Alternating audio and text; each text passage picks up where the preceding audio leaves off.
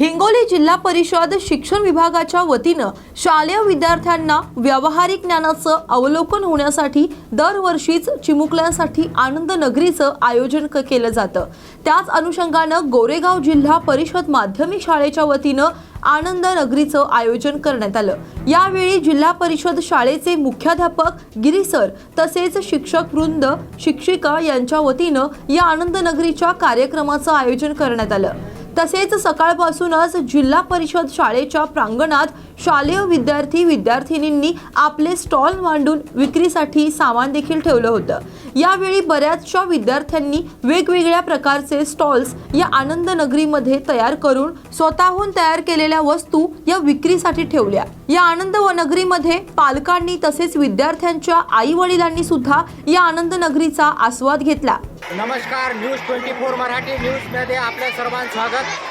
आज मी हिंगोली जिल्ह्यातील गोरेगाव जिल्हा परिषदच्या शाळेमध्ये आहे। हिंगोली जिल्ह्यातील विविध शाळांमध्ये चिमणी बाजार आनंद नगरीचे आयोजन केले जाते।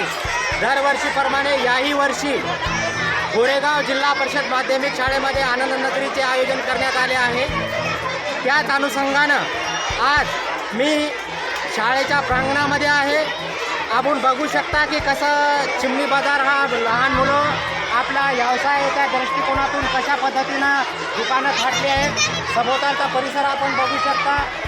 यामध्ये शिक्षकांचाही मोठा सहभाग आहे। त्यांना व्यवसायाचं अवलोकन व्हावं या दृष्टिकोनातून आपण जिल्हा परिषद शाळेच्या प्रांगणामध्ये प्रत्येक दुकान स्टॉल लागलेला आहे वेगवेगळ्या प्रकारचं। यामध्ये विद्यार्थी-विद्यार्थिनींनी मोठा सहभाग घेतला आहे।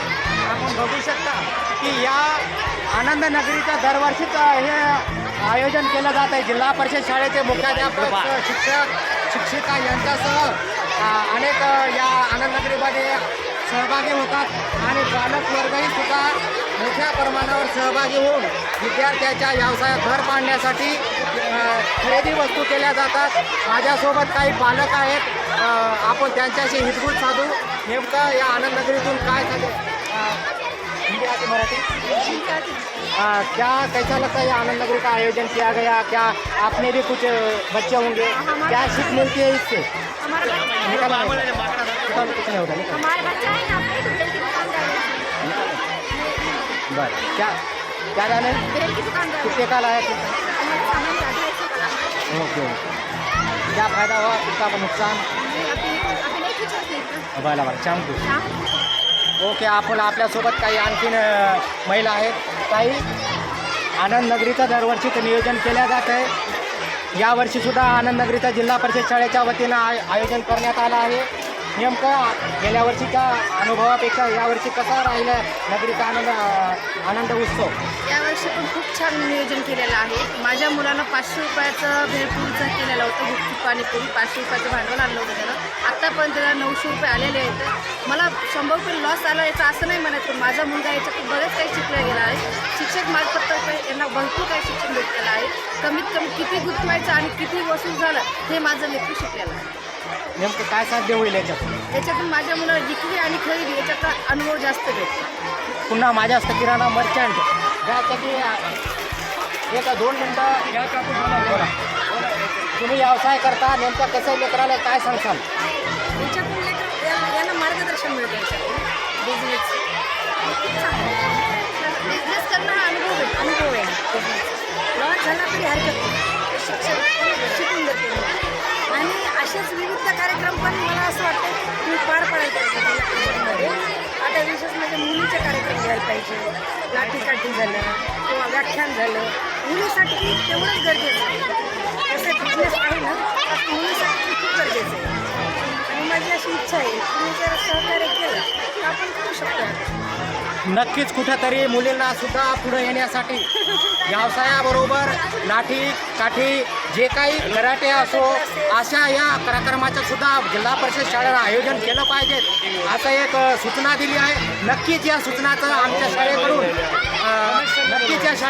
शाळेकडून तुमच्या सूचनेचं पालन केलं जाईल आणि नक्कीच कुठेतरी मुलीसाठी लाठीकाठी कराटे याचं सुद्धा प्रशिक्षण दिलं जाईल। माझ्यासोबत आहेत जिल्हा परिषद शाळेचे शिक्षक कांबळे सर, यांना आपण जाणून घेऊ की सर या आनंदनगरीच्या माध्यमातून जिल्हा परिषद शाळेचं नेहमीच आयोजन केलं जात आहे. काय सांगू इच्छिता? आनंदनगरी किंवा चिमणी बाजार जो आपण म्हणतो याचं आयोजन करण्याचा मुख्य उद्देश हा आहे की आपण शैक्षणिक वर्षामध्ये विद्यार्थ्यांना जे शालेय शिक्षण देतो त्याबरोबरच त्या विद्यार्थ्यांना व्यवहाराचं ज्ञान प्राप्त व्हावं, त्यांना व्यवहाराचं कौशल्य प्राप्त व्हावं म्हणून आम्ही हा एक दरवर्षी या उपक्रमाचं आयोजन करत असतो.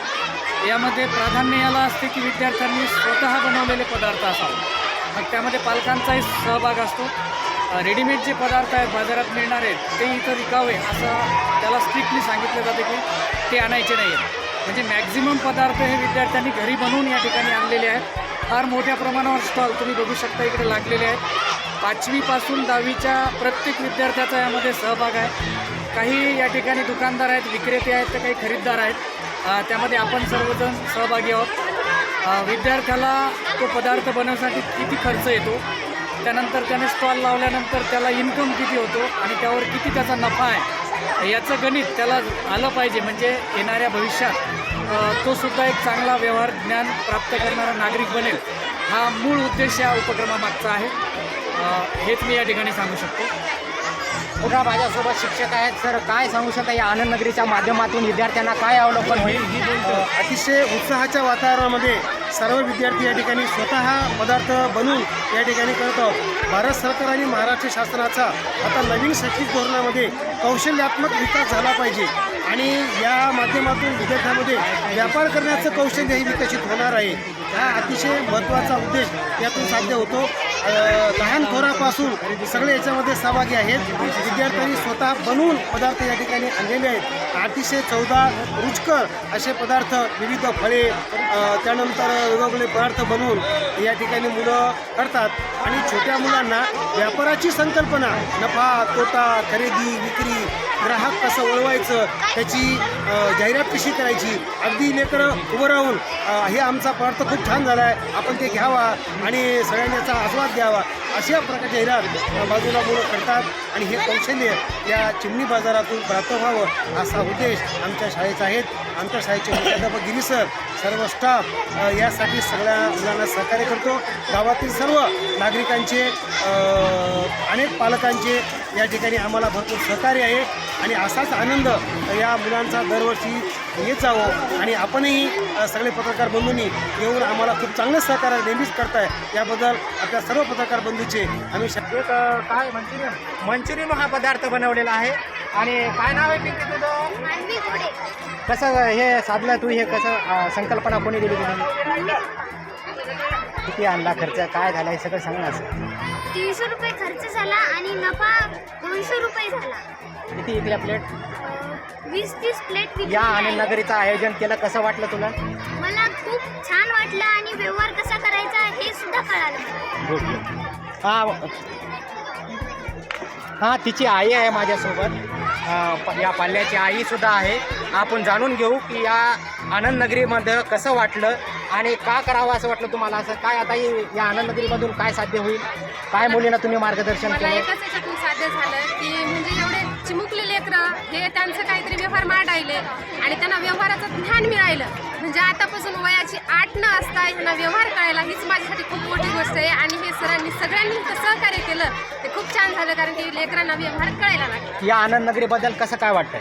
म्हणजे खूप छान वाटतंय की दरवर्षीप्रमाणे म्हणजे असं आनंदनगरी मांडली पाहिजे कारण की लेकराला हे ज्ञान मिळते आणि त्या निमित्तानं आम्ही इथं येतो आणि लेकराला बघतो. माझ्यासोबत पुन्हा काही मुली आहेत आणि स्वतःहून हे स्टॉल मांडलेलं आहे. कसं मांडलं आणि काय वाटलं या आनंदनगरीचं आयोजन? आम्हाला खूप आनंद वाटला. माझं नाव सगळी सुभाष कावडके आहे. मला खूप आनंद वाटला आणि माझ्या आईवडील सहकार्य आम्ही भेळीचा प्रकार केलेला आहे आणि माझ्या मैत्रिणी यांनी पण आमच्यासोबत साथ दिली. आणि ह्या कितीचं भांडवल झालं आहे, किती आतापर्यंत विकलं, काय कसं? आम्ही 150चं आणलंच आम्ही आणि आम्हाला 230 नफा झाला. तुझं काय?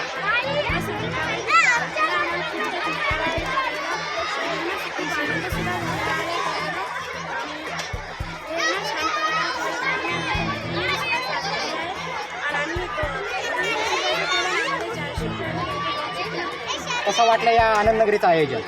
आम्हाला खूप छान वाटलं आणि आईवडिलांना सगळं सहकार्य दिलं माझ्यासोबत काही शिक्षक बी आहेत. सर, थोडक्यात कसं या आनंद नगरीचं आयोजन वाटलं तुम्हाला? या प्रशालेमध्ये जे आनंद उत्साह साजरा होत आहे आणि विद्यार्थ्यांना व्यावहारिक ज्ञान या ठिकाणी मिळावं म्हणून सगळ्या शाळेनं हे आनंद नगरी हा कार्यक्रम या ठिकाणी आयोजित केलेला आहे की या आनंद नगरीमध्ये घरगुती पदार्थ तयार करावे असं अगोदर सांगण्यात आलं होतं आणि बाहेर बाजारातून मार्केटमधून आणल्याच्या पेक्षा घरगुती बनवलेल्या पदार्थाला या मार्केटमध्ये खूप मागणी आहे. प्रत्येक स्टॉलमध्ये विद्यार्थी आपल्या परीनं घरून साहित्य स्वतः बनवून आणलेलं आहे आणि चांगला उत्स्फूर्त प्रतिसाद या ठिकाणी भेटतो. आणखी माझ्यासोबत हनुवते सर आहेत. सर, कसं आहे काय या आनंद नगरीच्या माध्यमातून संदेश देऊ शकता? आनंद नगरी म्हणजे एक संस्काराचं एक केंद्र असतं. आनंद नगरीमधून विद्यार्थ्यांना एक महत्त्वाचं म्हणजे त्यांनी जे पदार्थ बनवून आणलेत त्यांना पाककलासुद्धा याच्यामध्ये आपोआपच एक निर्माण झालेली आहे. याबरोबर जो व्यापार कसा करावा आणि प्रत्यक्ष मुलांना म्हणजे पैशाची कमाई कशी होते हे सुद्धा लक्षात येतं. एवढंच नव्हे तर गणितीय जे क्रिया आहेत त्या सर्व क्रिया या व्यवहारामधून प्रत्यक्ष नफा तोटा किती आहे, पुन्हा समोरच्या व्यक्तीसोबत आपण कसं वागावं हे सुद्धा या व्यवहारातून या दुकानामधून कळतं. प्रत्येकाने आपला व्यापार कसा करावा हे सुद्धा यामधून कळतं.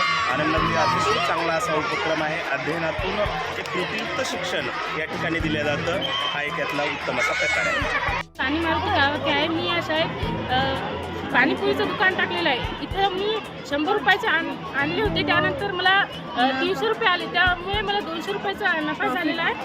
हे या लेकराचा उत्साह पाहून मला असं वाटते मी पुढच्या वर्षी याच्याहून चांगलं काहीतरी परत टाकेल. हे मला खूप आवडलेलं आहे. आनंद नगरीचं कसं वाटतं तुला नियोजन? खूप छान वाटते. आमच्या शिक्षकाच्या वतीनं हे सगळं चांगल्या वतीनं पार पडलेलं आहे. मला खूप आवडलं आहे.